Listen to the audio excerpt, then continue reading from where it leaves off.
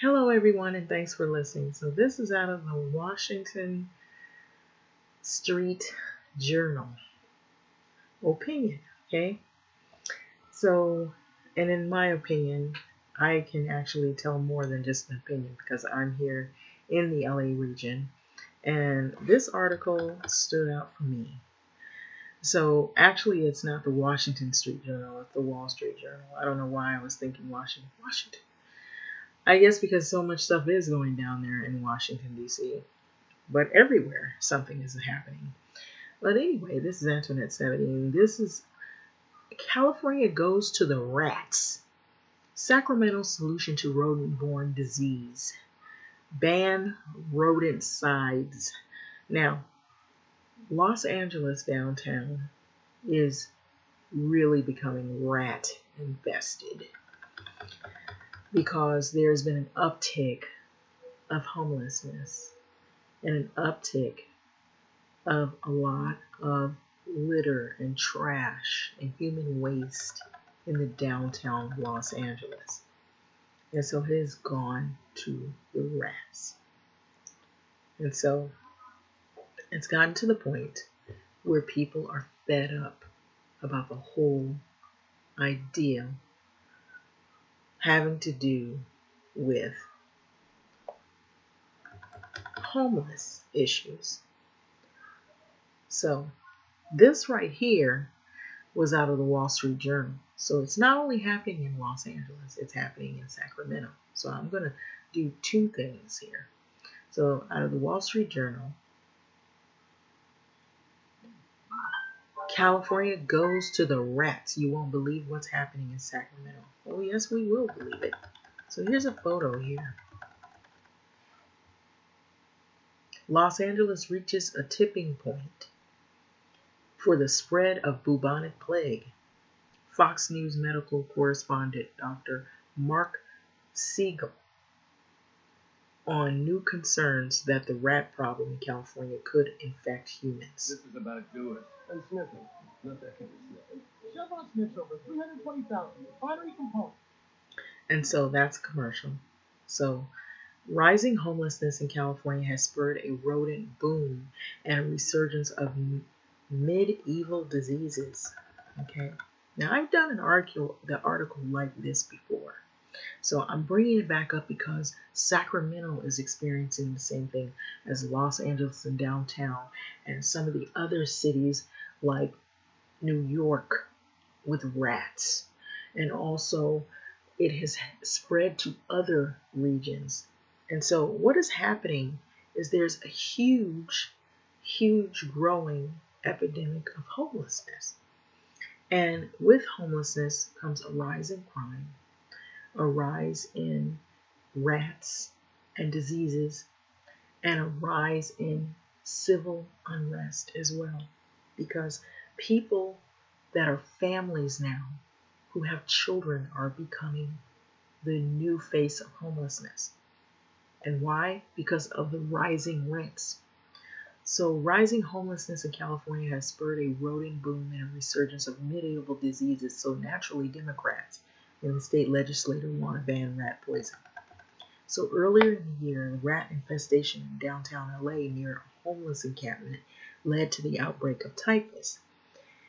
Cats USA Pest Control, which has hired to investigate, warn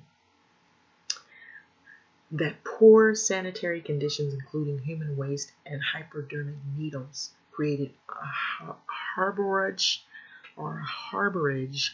for rodents. So rodents are attracted to all the little waste and excrements and food and trays and things that just people leave behind after they've eaten, after they've, left whatever trash around. And then there's places for them to burrow and hide under and multiply. So in Los Angeles, cases of flea-borne typhus more than doubled in 2012, with 109 cases reported last year. Okay, so I reported about this before. So it has gotten out of control. So LA isn't the only one. There are so many rats scurrying around California EPA office in Sacramento this summer that the agency had to close its outdoor playground to prevent children from getting sick. So after California's EPA, Environmental Protection Agency, applied the rat poison, environmentalists howled that the pesticides could harm species that prey on the rats. So Democrats in Sacramento are now moving legislation to ban second-generation rodenticides that are more potent than earlier poisons against the rats have developed immunity to them. So predatory species such as raptors, bobcats, foxes regularly consume rodents as part of their diet. So poisoned rodents also become more lethargic and exhibit abnormal behavior, a Bill analysis notes. But the data are less conclusive in pointing to the anticoagulant rodenticides as the specific cause of death of necropsied animals. Okay, so this is what is going on. It has gotten so out of control, so far out of control, that now you have lawmakers that are trying to fight to get rid of certain rat poisons because they're afraid it's going to harm other animals that consume the rats. So what do we do about this problem? It's a huge problem. And yes, this is out of the Wall Street Journal. I said the Washington Journal, so excuse me for that. It's the Wall Street Journal. And so this was by the Wall Street Journal editorial out of the opinion. And so it's just really scary because this has been going on for quite some time and it's gotten really out of control.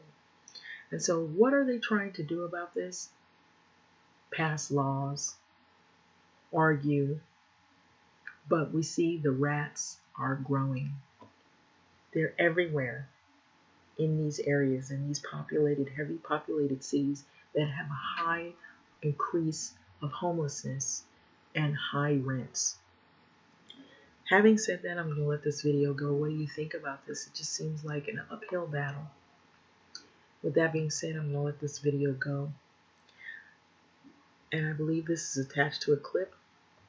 I'm going to see if it plays. If it doesn't play, it doesn't play. But if it plays, it has a commercial that is before it. So without further ado, I'm going to try to see if this commercial, after it plays, it will explain more in depth. It's probably really going to just reiterate what I have said in the article.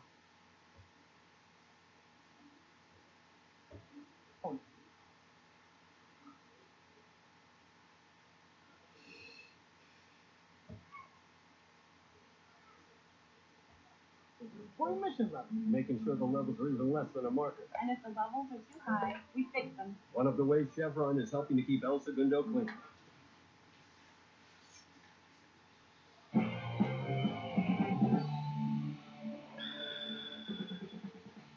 Welcome back to our Inside the Issues special hour. Almost 700 years ago, the Black Death, the bubonic plague, killed about a third of the entire population of Europe.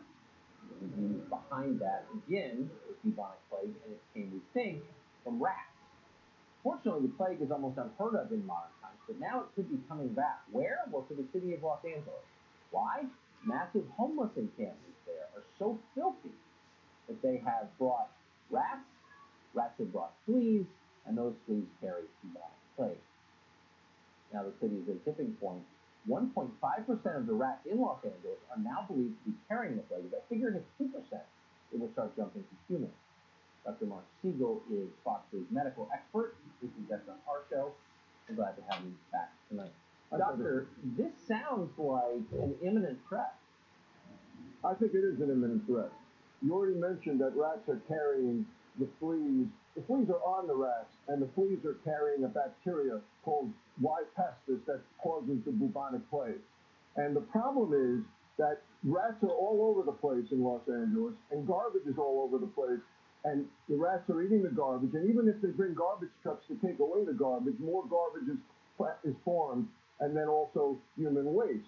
And the rats are proliferating, the fleas are proliferating. We're going to start seeing bubonic plague. Now, we can treat it with antibiotics, which we couldn't do in the Middle Ages, but you'd have to first know somebody has it, and you'd have to first be able to get the antibiotics to them, which is the point I've been making, which is as long as 60,000 people are living on the streets of Los Angeles, we can't treat their mental health issues, we can't treat their drug addiction, we can't treat There are illnesses, there are infections. We can't treat typhus, and we certainly cannot treat the plague.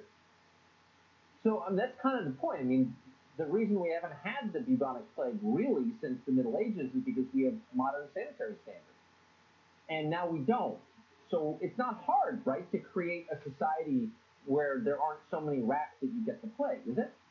That is so true, Tucker, and I have to emphasize your point. We cleaned up the plague even before antibiotics because of public health. Here we are back in Middle Ages type situation, and let me tell you how we can fix that.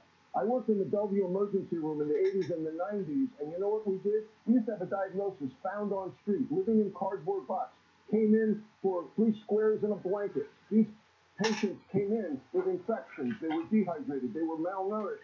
What we do, we built shelters in New York. Now, New York, of course, is another Democratic stronghold, but 2 Republican mayors were behind the expansion of shelters. 95% of the homeless in New York are now living in shelters, and we don't see the same kind of diseases. Wake up, Los Angeles. You have a Democratic mayor that's waving his hands, saying, here's another garbage truck. Here's a shower I'm sending out to one of these streets. We need to get the homeless off the streets, or we're never going to be able to treat these problems, and they're going to burn in neighborhoods next to them. It's absolutely horrifying, and it gives you a sense of how tenuous our hold on society and modernity is. Dr. Siegel, thank you very much. Thanks very much, Tucker. Okay. Now, the only thing that I will say, in my opinion, that I do agree on is there is an increase of homelessness. There's an increase of rats, and a lot of what they are saying is true in some degrees, that rats carry other infectious diseases, and those diseases can be transmitted to people. And so all of that is true. But what they fail to mention here is there's more to this story. And as you see, Tucker Carlson, he weighed in on his response of opinion about how he felt about the situation. But what they don't mention is the rising rents that have contributed to the mass increase of homelessness.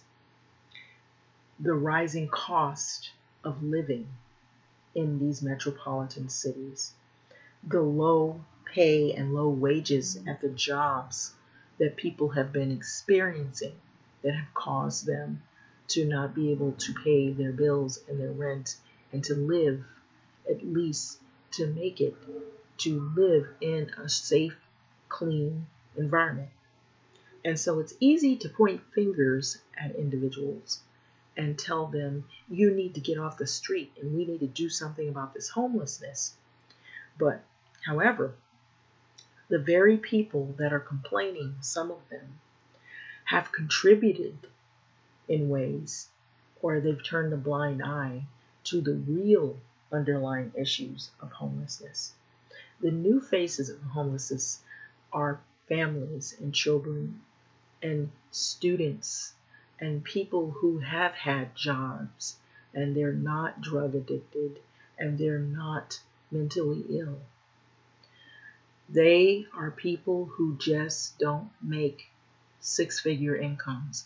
They're people who are working class people. They're the working poor. And they work hard, maybe almost all their life, but they're not able to get into home ownership. They're not able to make even a livable wage that they can even pay rent now because the rents have risen. And it affects a large number of people of color and people who live below or they're close to poverty level income. And so these are the things that these people fail to mention. We keep hearing and seeing these ads and articles talking about the problems and talking about the symptoms, but never talking about where all of it really has originated from. It's only masking what issues have gone on all this time. And right now we have landlords who are going to court because they don't want to stop increasing rents. They want to keep increasing the rents. They don't want rent control. We have people going to court, families that are going to court so that they can get rent control, so that they can live in a place and not end up in a motel or on the street or living from house to house, sharing or uh, subletting or trying to figure out ways to sleep in their cars, which now is being outlawed. It's being outlawed where you can't even sleep in your RVs. That is happening now in various places in various cities, where you can get ticketed, or they can even tow your vehicle if they catch you sleeping in it. And in front of businesses, they are now coming down with a hammer and gavel on homeless people. And so these are the important things that they have not mentioned throughout this clip here. So having said that, what are your thoughts about this? Because it isn't getting any better as we see it. It is only getting worse. So having said that, I'm going to let this video go. It's really becoming a problem. Is it an epidemic of homelessness or an epidemic of not caring about people and families and people who are the working poor? Thanks for listening.